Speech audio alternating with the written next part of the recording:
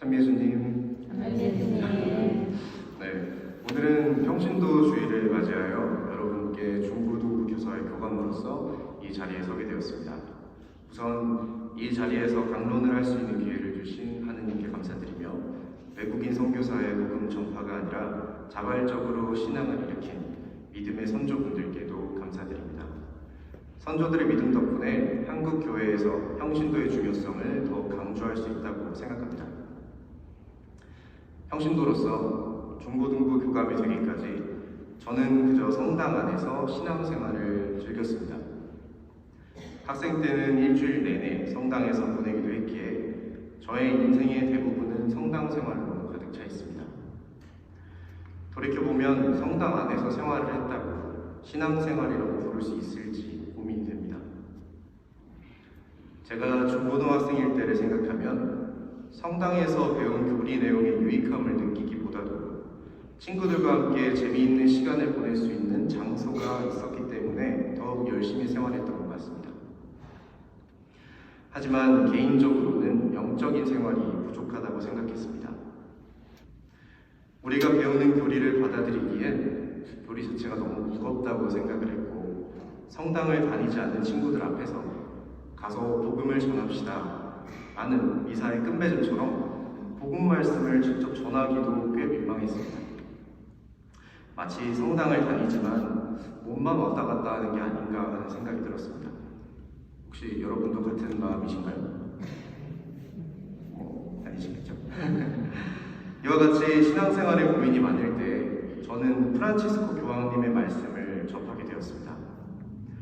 2013년 9월 라 레퍼블리카라는 신문사의 공동설립자 유제니오 스칼파리가 교황님께 무신론자들은 신이 용서를 해주시냐? 라고 묻자 교황님은 진심 어리고 뉘우치는 마음을 갖고 있다면, 그리고 그렇게 접근한다면 신의 자비에는 한계가 없다. 무신론자는 그들 자신의 양심을 지키면 된다 라고 대답하셨습니다. 이는 저뿐만 아니라 세계적으로도 큰 영향을 불러일으켰습니다. 이 말이 공개되자 교황 측은 그리스도가 교회를 세운 것을 알고 교회의 필요성을 알면서도 교회에 오지 않는 이들은 구원받을 수 없다라고 밝혔지만, 처음 하신 교황님의 말씀은 하느님은 자비하신 분이라는 말을 풀어서 설명하신 게 아닌가 하고 생각했습니다. 이를 기점으로 신앙생활이라는 것은 기본적으로 양심이 바탕이 된다고 생각했고, 내가 양심적으로 행동하면 신을 믿지 않거나 모르는 사람들도 이러한 선한 영향력을 받아 신을 믿고 알 수 있다고 생각했습니다. 그렇기 때문에 나와 같은 생각을 하고 있을 중고등부 학생들에게 이를 느끼게 하고자 교사회에 들어가게 되어 지금까지 활동하고 있으면서 다른 교사들도 같은 마음으로 아이들에게 교리를 알려주고 있습니다. 중고등부 친구들은 도덕 시간에 양심에 대해서 배웠을 것입니다. 양심이 뭐죠? 네, 잘못된 일을 했을 때 마음이 좀 아픈 거, 그죠? 서인은요? 알겠습니다. 알고 있는데 부끄러워서 말 못했다고 생각합니다. 네, 양심이란 여러분들도 들으셨겠지만 무언가를 잘못하려 하면 삼각형 또는 별 모양의 양심이 회전을 하면서 자기 마음을 아프게 한다는 이야기를 들으셨을 것입니다. 그렇다면 학생들은 자신의 양심을 잘 알고 있을까요? 저는 그렇지 않다고 봅니다. 학생들은 양심을 가지고 있을지라도 그 방향성은 혼란스럽게 느낄 것이라고 생각합니다. 그렇기 때문에 방향을 제시해 줄 수 있는 어른들의 도움이 필요합니다. 그러나 부모님, 저와 같은 교사들, 그리고 여기 계신 모든 신자분들은 양심에 따라 살고 계시는지요? 저 또한 양심에 따라 살지 못하는 경우도 종종 있습니다. 배려하는 마음보다는 이기적인 마음이 먼저 떠오르고, 사람을 먼저 생각하기보다는 규율을 먼저 따르기도 합니다.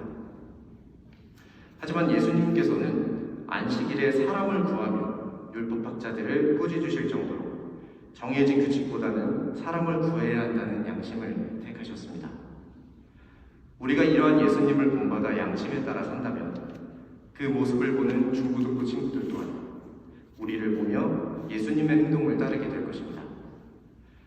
그러다 보면 성당을 모르는 중고등부 친구들끼리도 서로 닮아가게 되어 하느님 나라에 들어갈 수 있을 것이라 저는 확신하고 있습니다. 오늘 복음 말씀처럼 우리는 항상 깨어 있어야 합니다. 몸만 깨어 있는 것이 아니라 양심이 깨어 있어야 합니다. 심지어 요즘은 미디어에 쉽게 노출이 되기 때문에 잘못된 정보로 양심이 흔들리고 있습니다. 우리가 하느님의 아들, 딸들이라는 것을 잊지 않고 예수님을 본받아 양심에 따라 살고 그 마음을 전하며 주님을 믿는 그리스도인이 되었어야 합니다. 주님은 한없이 자비하시고 서로 사랑하라고 말씀해 주셨으니 우리도 서로 사랑하며 이 힘든 시기를 극복해 나갔으면 좋겠습니다.